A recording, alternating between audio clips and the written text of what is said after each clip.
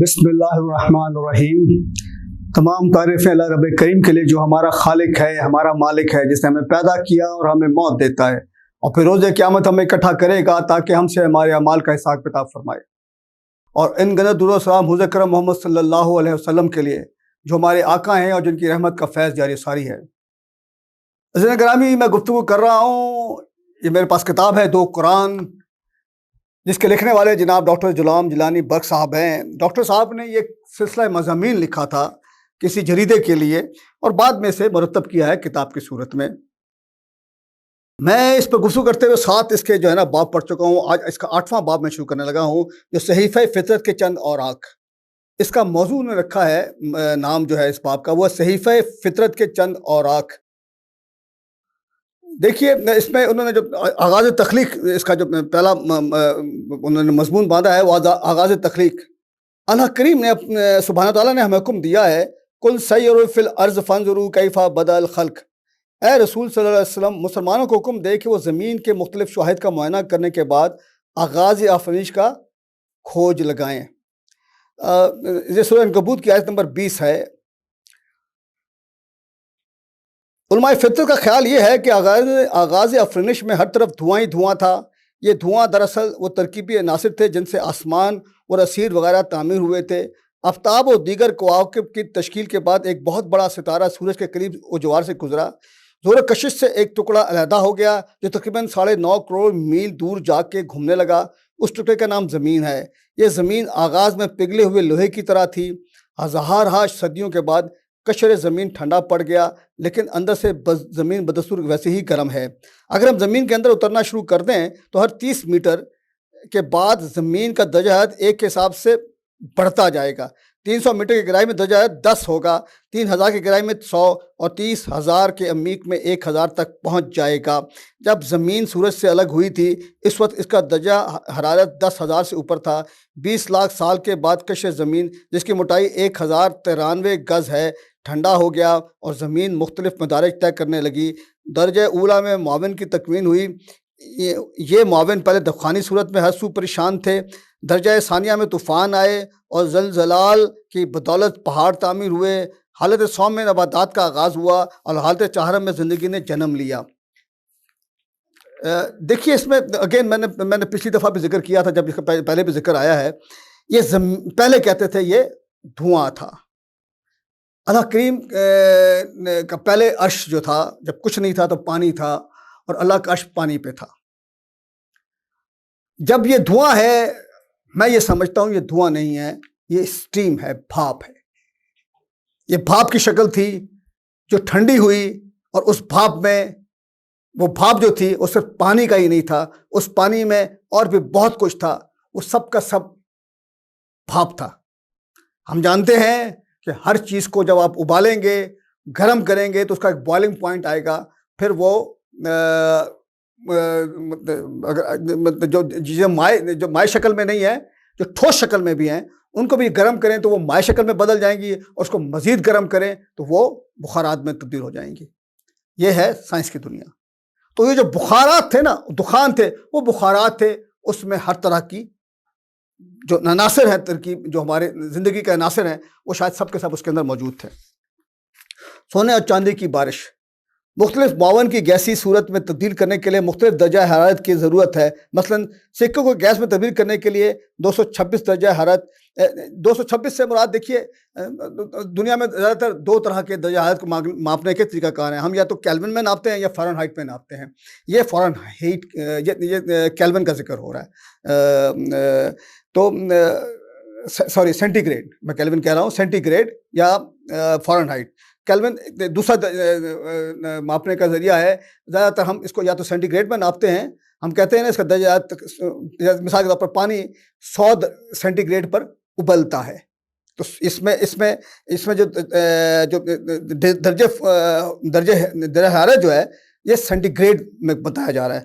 Aluminium 265، چاندی 904، سونا جو ہے اس کو 175، 1075 اور تانبا 1054۔ جب زمین سورج سے علیحدہ ہوئی تھی تو بہت گرم تھی، نتیجن یہ معاون بار بار گیس بن کر فلک کی طرف اٹھتی، خشک فضاؤں میں پہنچتے ہی دوبارہ زمین پر ٹپک پڑتی اور پھر گیس میں تبدیل ہو کر اوپر چلی جاتی۔ لاکھوں برس تک بادل زمین پر سیم و زر کی بارشیں برساتے رہے۔ بعد میں جب قشر زمین سرد پڑنے لگا تو یہ دھاتیں بھی منجمد ہونے لگیں، سب سے پہلے سونا، پھر تانبا اور آخر میں سکہ منجمد ہوا، تاکہ زلزلے آئے اور یہ معاون زمین میں دب گئے۔ اگر آپ کبھی پانی کو ابالیں گے نا تو آپ دیکھیے گا، اس پر آپ کسی برتن میں پانی کو اس کے اوپر ڈھکن کو ڈال دیجئے، جب ابل پڑے تو دیکھیے گا، جیسے ڈھکن کو اٹھائیے گا تو دیکھیے گا بہت سارے قطرے اس ڈھکن کے ساتھ لپٹے ہوں گے۔ اگر ہمیں کسی طرح سی تھرو مل جائے تو آپ دیکھیے گا کہ یہی پانی سے جو ہے اس کے مالیکولز ہوتے ہیں وہ ابلنے کے بعد اوپر اٹھتے ہیں بخار بن کر کے، اوپر اس کی سطح سے ٹکراتے ہیں اور اوپر کیونکہ اوپر تانبا ہوتا ہے، یہ جو بھی برتن ہوتا ہے وہ اس کو ٹھنڈا کر دیتا ہے، تو ٹھنڈا ہوتے واپس نیچے گرتا ہے، پانی نیچے گرتا ہے، دوبارہ ابل پڑتا ہے، پھر اوپر چڑھ پڑتا ہے، یہ سلسلہ چلتا رہتا ہے۔ تو یہی بات دنیا کے بارے میں بھی کہی گئی کہ یہ زمین چونکہ گرم تھی، یہ بخار، سارا کچھ بخار تھا، وہ جمنا شروع ہوا تو پھر بھی اوپر سے چیزیں جب ٹھنڈی ہو کے نیچے گرتی تھیں، نیچے بہت گرم ہوتی تھی، وہ گرم ہونے سے دوبارہ بخار بنتا تھا، پورے چلتا تھا، یہ سلسلہ چلتا رہا، اس طرح ہی دنیا بنی ہے۔ اس میں لازم بات ہے جس چیز کا بوائلنگ پوائنٹ کم تھا وہ سب سے آخر میں ٹھنڈا ہوا، جس کا زیادہ تھا وہ جلدی ٹھنڈا ہو گیا۔ مدارج سطح تفاصیل بالا کا ماصل یہ ہے کہ کائنات کو ارتقاء کے 6 درجوں سے گزرنا پڑا۔ عناصر ترکیبی دخان کی صورت میں نمودار ہوئے، ان عناصر سے اجرام سماوی پیدا کیے گئے، آفتاب سے زمین نکلی، زمین ٹھنڈی ہوئی، بخارات پانی بن کر ٹپک پڑے اور زلازل سے ہر طرف پہاڑ تعمیر ہو گئے، پھر نباتات کا ظہور ہوا اور آخر میں حیوانات کی تخلیق ہوئی جن کی ارتقائی صورت انسان ہے۔ ماصل یہ ہے کہ آسمان کے 2 اثروں اور کائنات ارضی کو 4 اثروں میں مکمل کیا گیا۔ ان نتائج پر جدید علماء مغرب سینکڑوں برس کی تحقیق و تلاش کے بعد پہنچے اور ہمارے امی رسول صلی اللہ علیہ وسلم نے آج سے 1364 برس پہلے فرمایا تھا۔ یہ تقریباً آپ سمجھ لیجئے یہ 1364 جب انہوں نے لکھا ہے تو یہ آج ہمیں 1445 میں ہیں، تو یہ 80 سال پہلے یہ جو چیز لکھی ہے انہوں نے تقریباً 80 سال پہلے کا ذکر ہے انہوں نے یہ کیا۔ تو مسستی، یہ سورہ حامیم سجدہ کی آیت نمبر 9 سے 12 ہے جو میں پڑھ رہا ہوں، اس کا ترجمہ کیا تم ہستی کے قوانین کو توڑتے ہو جس نے 2 یوم میں زمین کی تکمیل کی، تم خواہ مخواہ اس کے شریک گھڑ رہے ہو، حالانکہ وہ رب العالمین ہے۔ اللہ نے زمین پر پہاڑوں کا سلسلہ بچھا کر اس میں برکت ڈال دی، اس میں رویدگی نباتات کی استعداد رکھ دی اور سب کچھ 4 دن میں ہوا۔ ان خزائن کے منہ سب کے لیے کھلے ہوئے ہیں۔ پھر آسمان کی طرف متوجہ ہوا، وہ اس وقت دھوئیں کی حالت میں تھا، پھر اس کو اور زمین کو حکم دیا کہ آؤ اپنا کام توہن کرن شروع کر دو۔ زمین اور آسمان نے کہا ہم فرمانبردار غلاموں کی طرح حاضر ہیں۔ اللہ نے 7 آسمان 2 دن میں پیدا کیے، ہر آسمان کا ایک ضابطے کا پابند کر دیا۔ تو گویا زمین، پہاڑ اور نباتات وغیرہ 4 یوم میں بنائے اور آسمان 2 دن میں تخلیق کیے۔ قرآن اس حقیقت پر شاہد ہے کہ آسمانوں کی رفعت اور تسویہ اور رات دن کی تفریق پہلے ہوئی اور زمین کی تخلیق بعد میں ہوئی۔ اے لوگو، سورہ نازعات کی آیت 27 سے 33 تک کا ترجمہ ہے، اے لوگو کیا تمہاری تکوین دشوار ہے یا آسمانوں کی؟ اللہ نے آسمانوں کو بلند کر کے ان کی ساخت ہر لحاظ سے مکمل کی، پھر شب و روز کا انتظام تکمیل تک پہنچایا، اس کے بعد زمین کو بچھایا، پھر پانی، نباتات اور پہاڑوں کی تعمیر کی۔ یہ سب چیزیں تمام ذی حیات کے لیے مدار زندگی ہیں۔ 6 سطح اعداد کی 3 قسمیں ہیں، زائد، ناقص اور کامل۔ عدد زائد میں اعداد ضرب کا مجموع اصل سے زائد ہوتا ہے، مثلاً 12 اس کی اعداد ضرب یعنی جس پر تقسیم ہو سکتا ہے یا جن کا حاصل ضرب 12 ہوتا ہے۔ 6 4 3 2 1 ہیں جس کا مجموعہ 16 ہے۔ عدد ناقص میں اعداد ضرب کا مجموعہ اصل سے کم ہوتا ہے، مثلاً 8 اس کے اعداد ضرب یعنی 1 2 اور 4 کا مجموعہ 7 ہے۔ عدد کامل میں اعداد ضرب کا مجموعہ اصل کے برابر ہوتا ہے، مثلاً 6 اس کے اعداد ضرب 1 2 3 کا مجموعہ ہے۔ اعداد کاملہ 21 لاکھ تک سے صرف 6 ہیں۔ اعداد کاملہ 21 لاکھ تک صرف 6 ہیں، یعنی عدد کامل 6 جستوں میں 21 لاکھ تک جا پہنچا۔ اس طرح جب کائنات 6 زمانے سے گزر چکی تو دنیا میں کم و بیش 21 لاکھ قسم کے نباتات، حیوانات و جمادات پیدا ہو گئے اور یہ انواع 6 کی طرح ہر لحاظ سے مکمل تھیں۔ اعداد کاملہ 10 سنک تک صرف 17 ہیں اور پہلے 116 اعداد یہ ہیں، 6 18 429, 2948, 1,30,816 اور پھر 2,96,100 20,96,128. دیکھیے یہ میتھمیٹکس کی بات کی ہے انہوں نے. ہم انہیں کہتے ہیں پرفیکٹ نمبر اور امپرفیکٹ نمبر، یا ہم جنہیں کہتے ہیں پرائم نمبر اور کمپوزٹ نمبر. یہ اس کی بات کی ہے انہوں نے. اس کو سمجھانے کی کوشش کی ہے کہ اعداد کامل وہ ہیں جن کو آپ اگر جب اس کو تقسیم کریں تو وہ اپنے سے آدھے پر اور پھر ایک سے یا اپنے آپ سے تقسیم ہو جاتے ہیں. پھر اعداد کامل وہ ہوتے ہیں جو کہ اپنے جب ان کو تقسیم کرتے ہیں، مثال 8 ہے تو 4 سے بھی تقسیم ہو جائے گا، 2 سے بھی ہو جائے گا اور 1 سے بھی ہو جائے گا، جس میں ذکر کیا ہے. 16 پہ جائیں گے تو وہ 8 سے بھی ہو جائے گا، 4 سے بھی ہو جائے گا اور 2 سے بھی ہو جائے گا، 1 سے بھی ہو جائے گا. اور ان کو آپس میں جوڑیں تو بلا صحیح بن جاتا ہے. لیکن ایسے جو تقسیم نہیں ہوتے آپس میں ایک ہونے کے بعد ایک بچ جاتا ہے تو وہ امپرفیکٹ نمبر ہم جسے کہتے ہیں، یا ہم انہیں آڈ نمبرز کہتے ہیں. ہم ان کو ہم دوسرے کہتے ہیں نمبر. تو یہ میتھمیٹکس کی باتیں ہیں. یہ ہم نے شروع میں آپ پرائمری کلاس میں آپ نے پڑھا ہوگا. یہ اتنا کوئی مشکل بات نہیں ہے، اس کو ذرا سمجھیے. لیکن یہ میتھمیٹکس کا کھیل ہے. رب کریم نے یہ جو میتھمیٹکس ہے یہ ایک الگ سائنس ہے. اس کو سمجھنے کے لیے تھوڑی دیر کے لیے سوچنے کی ضرورت ہے. جب آپ فکر کرتے ہیں اور نمبروں کو غور سے دیکھتے ہیں تو پھر آپ کو نظر آتا ہے کہ نمبروں میں ایک ریپیٹیشن ہے. لفظ ایک دوسرے کو بار بار دہراتے ہیں. یہ جو اعداد جو ہیں ایک دوسرے کو دہراتے ہیں اور لگتا یہ ہے کہ ایک عدد بار بار آپ کے سامنے ظاہر ہوتا ہے. یہی سائنس ہے میتھمیٹیکل سائنس. تھوڑی سی غور نظر سے، ایک اچٹتی نظر سے جو ہے نا حساب وہ سمجھ نہیں آتا. اس کے لیے گہرائی کی نظر چاہیے ہوتی ہے. زمینوں کی تعداد موجودہ علماء فلک کا خیال یہ ہے کہ کائنات میں کم و بیش 30 کروڑ زمینیں چکر کاٹ رہی ہیں. اس نظریے کی بنیاد اس مشاہدے پر رکھی گئی ہے کہ فضا میں شموش کی تعداد یعنی کہ سورج کی تعداد 10 کروڑ ہے اور ہر سورج کے ارد گرد کم و بیش 3 زمینیں گھوم رہی ہیں. اللہ کے لشکر کا علم صرف اللہ ہی کو ہو سکتا ہے. سورہ مدثر کی آیت ہے 31 نمبر ہے. جہنم، بعض کتب و حدیث میں مذکور ہے کہ جہنم زمین کے نیچے ہے، اور دوسری علماء جدید نے ثابت کیا ہے کہ بطن زمین میں 1300 درجہ حرارت کی آگ موجود ہے. آتش فشاں پہاڑوں سے جو معاون باہر نکلتی ہے وہ اندرونی آگ کی وجہ سے پگھلتی ہوئی ہوتی ہے. ہم جہنم کا تصور یوں کر سکتے ہیں کہ ایک شدید زلزلے کی وجہ سے بطن زمین باہر آ جاتا ہے اور ہر طرف آگ کے مواج سمندر لہریں لینے لگتی ہیں. اے انسانوں، اللہ سے ڈرو کہ قیامت کا زلزلہ ایک خوفناک چیز ہے. یہ سورہ حج کی آیت نمبر 1 ہے. اے انسانوں، اللہ سے ڈرو کہ قیامت کا زلزلہ ایک خوفناک چیز ہے. اندازہ یہ ہے کہ اگر زمین کا بطن باہر آ جائے، دفتن تمام سمندر کھولنے لگ جائیں، نباتات و جمادات میں آگ بھڑک اٹھے اور تمام فضا سرخ چنگاری کی طرح دہکنے لگے. یہ بھی ممکن ہے کہ اللہ قیامت کے دن کوئی تازہ زمین کسی آفتاب سے نکال آئے جو بے انتہا گرم ہو، اور یہ بھی ممکن ہے کہ اس روز سورج زمین کے اس قدر قریب ہو جائے کہ لوہار کی بھٹی کا سما بن جائے. باہر کسی کو یقینی علم حاصل نہیں اس وقت کیا کیفیت ہوگی. اس لیے کہ قیامت کا علم صرف اللہ کو حاصل ہے. سورہ رحمان کی آیت نمبر 34 میں اللہ نے کہا ہے. اس میں تو کوئی شک نہیں. اللہ کریم نے بار بار قرآن میں کہا ہے اس کا علم صرف میرے پاس ہے اور کوئی نہیں جانتا. جب اللہ کریم چاہیں گے یہ زمین ختم ہو جائے گی اور قیامت قائم ہو جائے گی. ہماری زمین کی عمر، مصر میں چند مقامات میں 4000 سال پہلے کے گھر برآمد ہوئے ہیں. ایک گھر کی دیوار پر اس عہد کی زبان میں یہ الفاظ کندہ ہیں: جولیا میری پیاری جولیا ایک حسین اور چھوٹا سا سور ہے. اور ایک اور قبر پہ یہ الفاظ منقوش ہیں: اس میں سوائے اس کے کوئی عیب نہ تھا کہ وہ مجھے چھوڑ کر چلی گئی.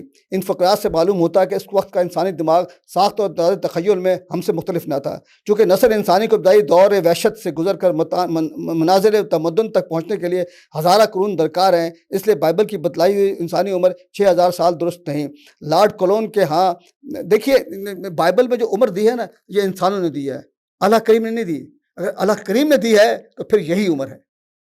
لیکن غالب انسانوں کا خیال یہ ہے کہ یہ بعد کے لوگوں نے اس میں تحریف کر کے یہ 6000 سال لکھی ہے. اللہ کریم نے اس عمر زمین کی انسان کی عمر 6000 سال نہیں بتائی.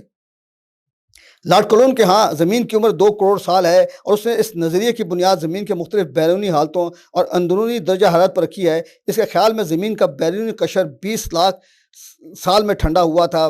بعض علماء طبقات الارض کی رائے یہ ہے کہ زمین کی اندرونی تہوں میں ریڈیم کی مقدار بہت زیادہ ہے، کیونکہ ریڈیم حرارت پیدا کرتا ہے، اس لیے زمین کا پیٹ گرم ہے۔ لیکن لارڈ کلون اس نظریے کے ساتھ متفق نہیں۔ چنانچہ ایک خط جو 1906 میں لکھا گیا اور برٹش ویکلی میں چھایا ہوا لکھتا ہے، یہ بات قطعاً ناقابل یقین ہے کہ سورج اور زمین ریڈیم کی وجہ سے گرمی اور روشنی دے رہے ہیں۔